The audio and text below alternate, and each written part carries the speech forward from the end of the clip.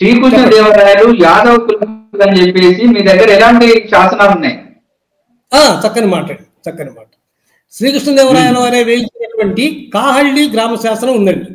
అది కర్ణాటకలో ఉంటుంది. కాహళ్ళి అనే ప్రాంతం. నరసింహస్వామి దేవాలయానికి ఆ గ్రామం మొత్తాన్ని కూడా దానం ఇచ్చాడు అన్నమాట కృష్ణదేవరాయలు. అంటే ఆ గ్రామం నుంచి వచ్చేటువంటి రెవెన్యూ మొత్తం కూడాను ఆ దేవాలయానికి వాళ్ళు ఉపయోగిస్తారు. దూపదీప నైవేద్యాలకు కానివ్వండి, వాటి యొక్క మరమ్మతులకు కానివ్వండి, మంచి అన్నిటికి కూడా ఆ విధంగా ఇచ్చాడు. ఆ సందర్భంగా వేసినటువంటి శాసనం కాహళ్ళి గ్రామ శాసనం అని ఉందండి. ఆ శాసనాన్ని కూడా మనం ఇదిగోండి వెనకమాలనే వేసామండి. చాలా స్పష్టంగా 5వ లైన్ 6వ లైన్ చూస్తే చాలా స్పష్టంగా తెలుస్తుందండి. యాదవ కులాంబర జుమని అని ఉంటుంది. యాదవ కులం అనే ఆకాశానికి సూర్యుని వంటి వాడు శ్రీకృష్ణదేవరాయలు చెప్పడం. మరి ఇతరులను చూపించడం ఒక ఆధారమైనా లేదు కదా. అంతేకాదండి, ఇతను యొక్క కృష్ణదేవరాయల వారి యొక్క సవతి తమ్ముడైనటువంటి అచ్యుత దేవరాయల వారు గయలో వేయించినటువంటి శాసనం ఉందండి.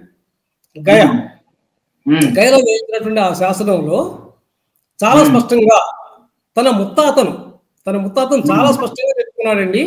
హిందూ రాజ్య స్థాపనాచార్య యదుకుల తిలక ఈ బిరుదుతో ఆయన చాలా చక్కగా స్పష్టంగా చెప్పాడు. తద్వారా అచ్యుతదేవరాయల కులం ఏమవుతుందండి? యాదవే కదా. వాళ్ళ ముత్తాత చెప్పిన తర్వాత వీళ్ళు వేరే కులం ఎట్లా అవుతారు? కాదు కదా. అయితే ముఖ్యంగా బల్య కులస్తుల చర్చ ఏంటంటే, వాళ్ళు చెవప్ప నాయుడు అచ్యుతదేవరాయల మేనలుడు, అందువల్ల ఆయన మా కులస్తుడే కాబట్టి శ్రీకృష్ణదేవరాయలు కూడా మా కులస్తుడే అని చెప్పేసి వాళ్ళ వాదన. దీనిపైన మీ అభిప్రాయం ఏంటి? కరెక్ట్. అది మేనలుడు కాదండి, అచ్యుతదేవరాయల మేనలుడు కాదు. వీళ్ళు చెప్పే వెర్షన్ ఏంటంటే తోడలుడు అని, షడ్రకుడు అంటారు తోడలుడు. కానీ ఇక్కడ వాస్తవం చెప్పాలంటే కృష్ణదేవరాయల తమ్ముడైనటువంటి అచ్యుత దేవరాయలు ఆ అమ్మాయి తిరుమలాంబ అనే ఆమెని గుడిలో చూచి వలచిన ఒక పరిగృహీత అని చెప్పి చాలా స్పష్టంగా వెలుగు పూలు అనే పుస్తకంలో రచయిత రాయడం జరిగిందండి. అంతేకాదండి, ఇప్పుడు ఎక్కడ కూడా కీలకమైన ఒక అంశం చెప్పాలి ఇక్కడ మీకు. తిరుమల తిరుపతి దేవస్థానంలో అచ్యుత దేవరాయలు వారి పట్ట మనిషి అమ్మాజీ వరదాజీ అమ్మ అనే వారి యొక్క విగ్రహాలు తిరుమల తిరుపతి దేవస్థానంలో ప్రాంగణంలో ఉన్నాయండి. దాన్ని కూడా మనం ఈ పుస్తకంలో వేయడం జరిగిందండి. చాలా స్పష్టంగా వేసాం మనం. ఆ వివరాలు కూడా ఇందులో రాయడం జరిగింది. అక్కడ చూస్తేనేమో గై శాసనం ఆయన వేసుకున్నాడు, నేను ఎదుకున్న తిలక అని చెప్పి ఆయన చెప్పుకున్నాడు. ఇక్కడ చూస్తే చాలా స్పష్టంగా ఆయన భార్య వరదాజీ అమ్మ యొక్క విగ్రహాన్ని తను పెట్టుకున్నాడు. అక్కడ తిరుమల తిరుపతి దేవస్థానంలో ప్రతిష్ఠించుకున్నాడు. కృష్ణదేవరాయల వారు గతంలో తన 2 భార్యలతోటి ఎలా ప్రతిష్ఠించుకున్నాడో ఆ తిరుమల తిరుపతి ప్రాంగణంలో అచ్యుత దేవరాయల వారు తన భార్య వరదాజీ అమ్మ యొక్క తన విగ్రహాన్ని అక్కడ ప్రతిష్ఠించడం జరిగింది. మరి ఈ చౌక నాయకుడు ఇతను తోడల్లుడు షడ్రకుడు అయినప్పుడు మరి ఆ యొక్క వదిన అంటే తిరుమలాంబ విగ్రహం అక్కడ ఎందుకు లేదు? తంజావూరు నాయక రాజుల్లో కూడాను చాలా స్పష్టంగా అక్కడ వేటూరి ప్రభాకర శాస్త్రి గారు చాలా స్పష్టంగా రాయడం జరిగిందండి. చవప్ప నాయకుడు సూత్ర కులస్తుడు, అచ్యుత దేవరాయలు క్షత్రియుడు అని చాలా స్పష్టంగా రాశాడండి. అచ్యుతరాయాభ్యుదయంలో ఎక్కడా కూడాను అచ్యుత దేవరాయల వారి భార్యగా ఈ తిరుమలాంబ పేరు ఎక్కడా లేదు అని చెప్పాడు. దీన్ని బట్టి ఆయన చెప్పింది విధానం ఏమిటంటే అక్కడ పరిగృహీతగా ఏమైనా స్వీకరించాడు ఆయన అని మాత్రమే చెప్పారు. చాలా స్పష్టంగా ఉంది. దాదాపు 105 సంవత్సరాల క్రితం నాటి పుస్తకం అన్నమాట. ఆ విధంగా ఉంది. అంటే మరి షడ్డు ఎట్లా అయ్యాడు?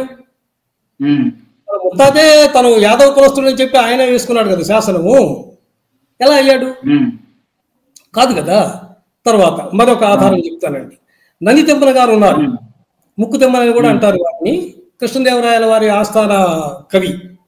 ఆ మహానుభావుడు రాసినటువంటి పారిజాతాపహరణం అనే పుస్తకంలో చాలా స్పష్టంగా నాడు నేడు ప్రథమాశ్వాసం, పారిజాతాపహరణం ప్రథమాశ్వాసం 19వ పద్యం తేటగీతి చివరి 4 లైన్లు చదువుతున్నాను నేను.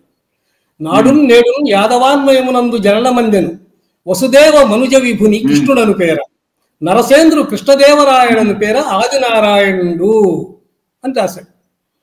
చాలా స్పష్టంగా ఈ కృష్ణదేవరాయలు యాదవ కులంలో జన్మించినటువంటి వాడు.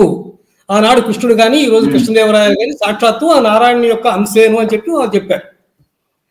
చాలా స్పష్టంగా ఉన్నటువంటి ఆధారాలు, సమకాలీన ఆధారాలండి, సమకాలీన ఆధారాలు. అది ఆ తర్వాత ఈ రచయితలు మారిన తర్వాత రకరకాల కోణాల్లో వాళ్ళు విశ్లేషించి రకరకాల ఆలోచన ధోరణులు పెట్టి దాన్ని వక్రీకరిస్తూ వచ్చారు.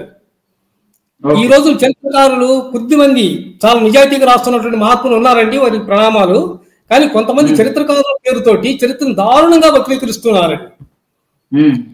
ఇప్పుడు ఈ బలిజ కులస్తని చెప్పుకుంటూ ఇతను ప్రకాశం జిల్లాకు చెందినటువంటి బట్టలశెట్టి పద్మరావు గారిని ఒకరు ఉన్నారండి. వారు దాదాపు 6 పుస్తకాలు రాశారండి. 6 పుస్తకాలు రాశారు.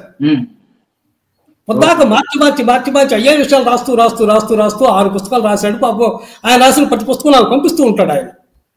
కారణం ఏమిటంటే నేను కృష్ణదేవరాయలు యాదవ్ అని చెప్పి రాస్తున్నాను కదా, అందుకని నేను వ్యాసాలే రాస్తున్నావురా బాబు, నేను పుస్తకాలే వేసి ప్రచురిస్తున్నాను చూడండి మా దమ్ము అన్నట్టుగా ఇచ్చేసాడు. ఆ విధంగా ప్రతి పుస్తకం నాకు పంపిస్తూ ఉంటాడు.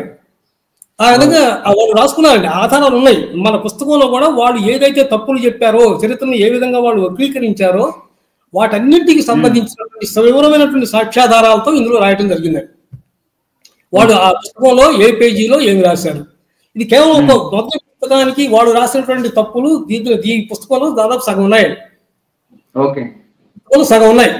కానీ తక్కిన 5-6 పుస్తకాల్లో కూడా ఆ తప్పులన్నీ వెతుకుతూ రాస్తూ వస్తే ఇట్లాంటి పుస్తకాలు ఇంకా 5-6 అవుతాయి అన్నమాట. అది ప్రస్తుతానికి ఆ పని. ఇంకో చర్చ ఏంటంటే మీరు శాసనాలు కర్ణాటకలో ఉందని చెప్పారు. కన్నడలో ఉందండి. అయితే కన్నడ శాసనం మూలం కన్నడలో ఉంది. అయితే శ్రీకృష్ణదేవరాయలు తెలుగువాడు అని చెప్పేసి కొంతమంది, కన్నడవాడు అని చెప్పేసి మళ్ళీ చర్చ జరుగుతా ఉంది. అవును. అసలు శ్రీకృష్ణదేవరాయలు తెలుగువాడా కన్నడవాడా? 100కి 1000 పాళ్ళు ఆయన కన్నడ ప్రాంతీయుడు, తుళు ప్రాంతీయుడు అండి. వారి వంశానికే తుళు ప్రాంతం అనే పేరు వచ్చింది. మనకి ఆంధ్రాలో రకరకాల రీజన్స్ ఉన్నాయి చూడండి. మనకి రాయలసీమ అని, కోస్తా అని, ఈ విధంగా పల్నాడు అని, ఈ విధంగా మనం చెప్పుకుంటూ ఉంటాం కదా. ఇంకా ఉమ్మడి రాష్ట్రంలో అయితే తెలంగాణ అనో లేకపోతే నైజాం అనో ఇట్లా అనుకుంటూ ఉండేవాళ్ళం మనం. ఆ విధంగా జరుగుతున్న పరిస్థితి అనమాట. అందువల్ల అది తుళువ ప్రాంతం అనేది మైసూరు రాష్ట్రంలో ఉన్నటువంటి ఒక భూ విభాగం. అది మనకి రాయలసీమ ప్రాంతం లాంటిది అనుకో. ఆ విధంగా వారు అక్కడ ఉండబట్టే వీళ్ళు తుళువు వారుగానే పిలువబడ్డారు. అతనితో పాటు వచ్చినటువంటి నరసింహరాయలు ఇటు చంద్రగిరి ప్రాంతాలు ఇవన్నీ కూడా వచ్చేసి తర్వాత విజయనగర సామ్రాజ్యాధీశుడు అయిన తరువాత ఆయన సాళు వంశీయుడిగానే ఉండిపోయినాడు.